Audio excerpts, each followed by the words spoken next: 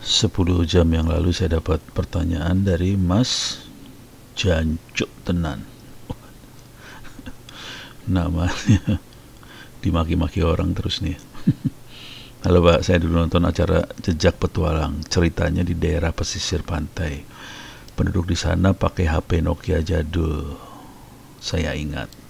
Dan mereka pakai antena TV yang ditarik pakai kabel tembaga ke bawah, lalu disolder ke plat tembaga dan dikaretin sama sendal jepit.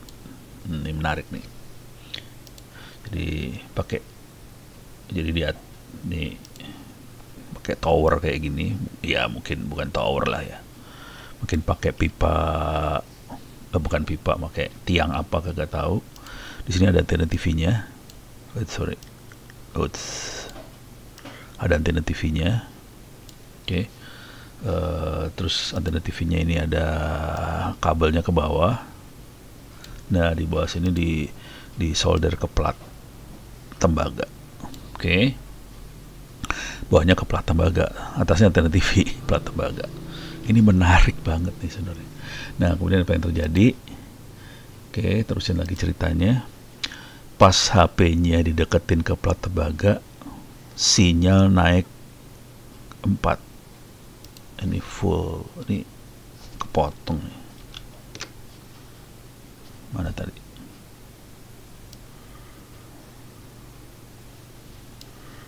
Tadi sinyal naik. Kenapa kepotong hilang gini? Nih. Sinyalnya bisa naik 4 full bar. Pas dijauhin sinyalnya cuma 0 sampai 2 bar. Bisa dijelaskan nggak Pak? Kayak gini jadi ceritanya. Ini buat Anda semua ya. Jadi ini namanya passive repeater. Kalau ini tidak melanggar hukum. Dan ini kreatif. Saya udah pernah lihat yang lebih dahsyat dari ini sih sebenarnya. Jadi ini antena, masukin pipa ini antena TV biasa, kasih pipa kawat antena TV biasa, terus kasih tembaga di sininya. Nah, ini kalau ada handphone dideketin, ini HP dideketin ke sini, sinyal naik. Kalau HP-nya jauhin, sinyal turun. Kok bisa gitu ya? Jadi sederhana. Sinyal masuk ke HP sini, sinyalnya kecil. Konsekuensinya sinyal masuk antena juga, ini sama HP ini sama nih. Sinyalnya masuk atas sama bawah sama.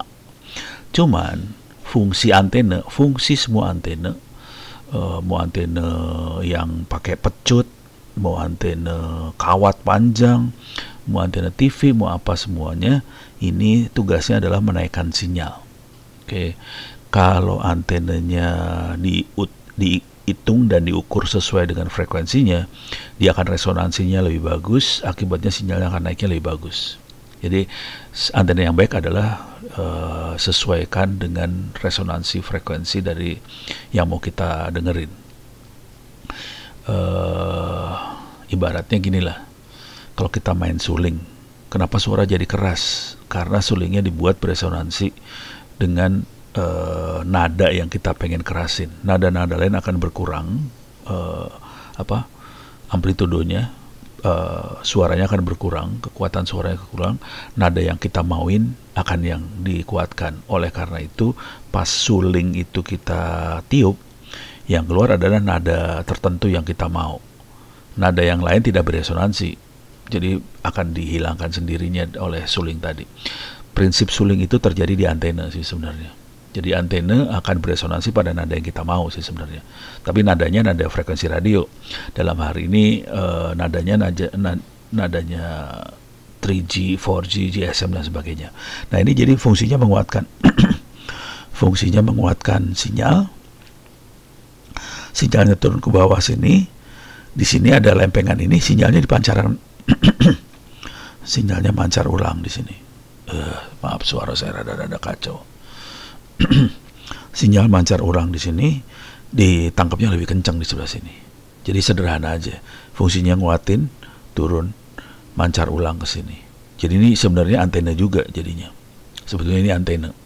Oke, turun, mancar di sini. Nah, prinsip yang sama pernah saya coba iseng. saya masuk ke wiki saya. Anda bisa masuk ke wiki saya. Konsep itu namanya induksi sih. Salah nulis. Oh, ini. Oh, bener. Saya salah ngetik juga di sini. Antena induksi kabel panjang untuk GPRS. Tapi ini bukan hanya GPRS, buat apa aja. Ini kebetulan saya waktu itu di kampung istri saya di Padang Panjang. Sinyal nggak bagus. Apa yang saya kerjakan adalah saya tarik kabel panjang, ditarik ke atas pohon atau bangunan atau kemana gitu, panjang banget kabelnya, tarik panjang, udah gitu ini modem USB dililit kabel. Kalau saya waktu itu kabel dililit, kalau dia tadi kasih plat tembaga atau apa, terus handphone taruh situ, sinyalnya supaya bagus. Cuman ini saya kasih kabel USB modem masukin ke laptop, dan emang sinyalnya naik, jangan khawatir. Ini kabel doang, kawat doang, panjang 10 meter saya tarik.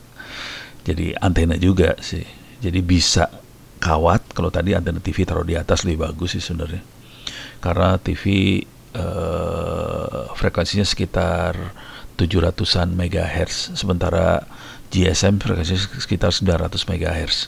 Jadi ya lumayan dekat-dekat resonansi lah. Oke. Kalau ini pakai doa kalau yang ini, moga-moga dia resonansi panjang 10 meter gitu. Supaya sinyal agak lebih baik. Oke. Kalau saya yang lebih ekstrim yang pernah saya lihat di jaringan telekomunikasi sih, parah banget, itu lebih gila lagi. Bentar saya pause, saya cari dulu fotonya, mudah-mudahan ketemu. Kalau enggak saya kasih gambar doang ya. Oke, ini foto album saya tahun 2004 bulan 5 tanggal 11.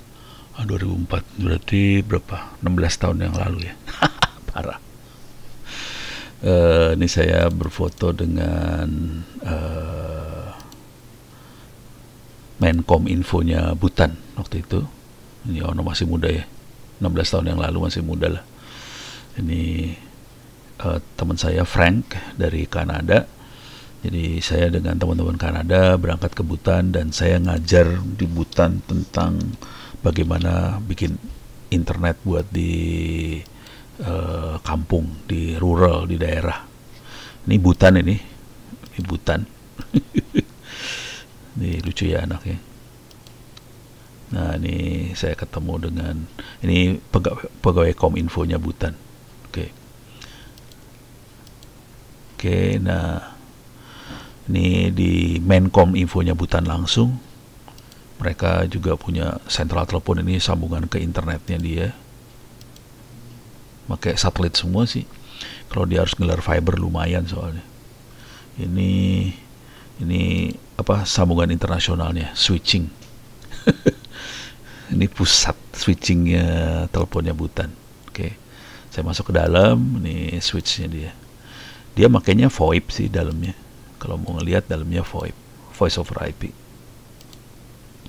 Oke, coba lihat. Nah, ini tuh lihat pakai IP address. Ini teleponnya mereka pakai VoIP, jangan khawatir. Dan salah satu, nah ini ntar saya kasih, ini saya ngajar nih. Nah, ini saya ngajar di kayak diklatnya mereka. Oke, ini saya ngasih tahu gimana caranya bikin telepon pakai internet segala macam. Nah, udah gitu kita foto. Oke, di Butan. Yang ngajar orang Indonesia, jangan khawatir.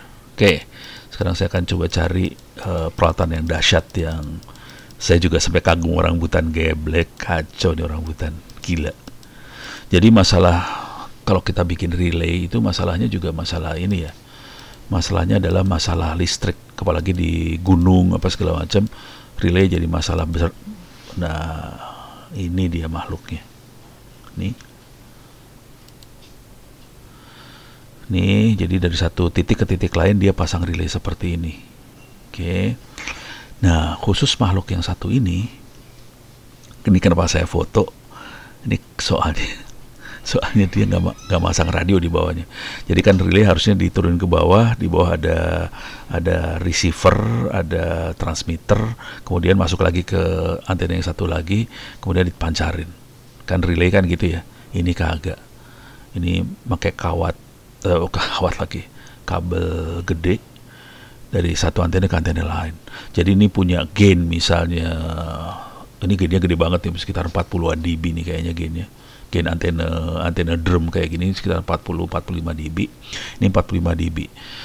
Ini antena seperti ini sekitar belasan lah dB, hampir 20 dB biasanya kekuatannya.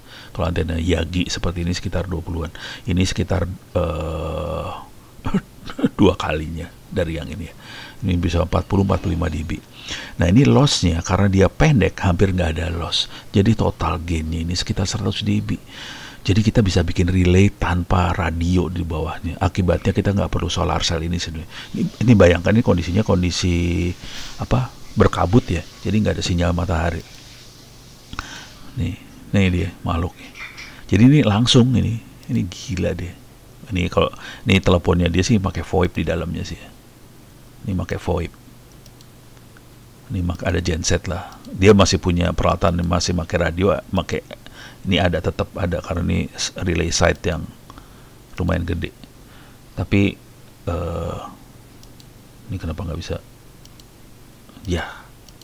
Iya. Ntar. Oke, ini foto yang lain. Jadi ini dua antena ini tidak ada radio di belakangnya sebenarnya. Jadi ini kabelnya langsung. Jadi kalau naik ke atas ini kabelnya langsung dari sini ke sini. Ini contoh repeater gilanya Butan. Ini yang instalasi NEC dari Jepang. Ini tadi yang saya stop. Nih, oke. Ini dahsyat banget sih. Jadi kita bisa bikin relay. Ini teman-teman di RT RW net atau di desa-desa yang butuh sambungan internet yang bagus. Jadi caranya adalah kita bisa beli ini sih sebenarnya. Bukalapak antena.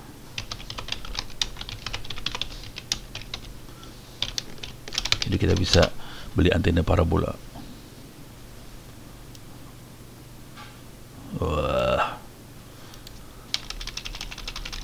Kita biasanya nyebutnya semi grid.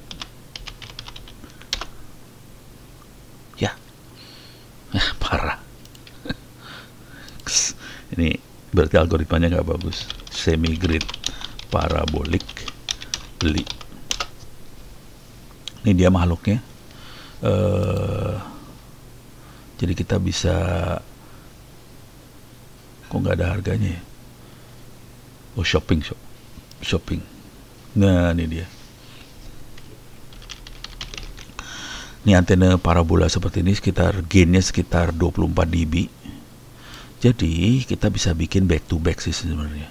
Jadi kalau kita butuh relay, kita harus hitung-hitungan ya. 24 dB masuk, kasih kabel coax pendek ke belakang, terus kasih antena lagi kayak gini, 24 dB lagi.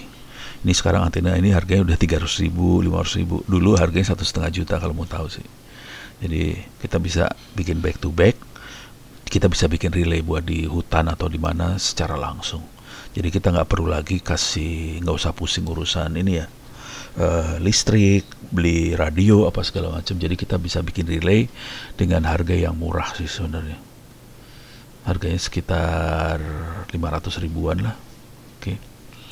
Yang agak bagus Ken Botong, emang agak bagus. Tapi tulisannya tidak ada merek ya, Black. Ini kan tulisannya Ken Botong tuh merek, kacau. Ini yang TP-Link, ini Ken Botong, bentuknya mirip semua sih. Oke. Jadi kita bisa bikin relay dengan pasangin dua antena back to back kayak gitu. Prinsipnya persis sama dengan yang diterangkan sama Mas Janco Tenan ini. Oke. Dan saya juga udah nyoba pakai antena seperti ini. Oke, mudah-mudahan bisa memberi jawaban buat Mas Janco ini dan teman-teman yang di daerah RT RW net. Bagaimana kita bisa bikin relay dengan dua antena disambungin satu sama lain dengan kabel sependek mungkin, taruh di gunung tanpa listrik dan sebagainya gitu. Oke, mudah-mudahan bisa jadi solusi.